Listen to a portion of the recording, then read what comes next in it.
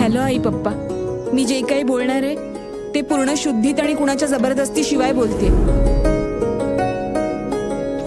माझं आणि संग्रामचं एकमेकांवर खूप प्रेम आहे आणि आम्ही लग्न पण करणार होतो, पण कालच आमचं ब्रेकअप झालं आणि आता ते मला सहन नाही होते। मला खूप त्रास होतोय आणि या त्रासातून वाचण्यासाठी मी आत्महत्या करतेय।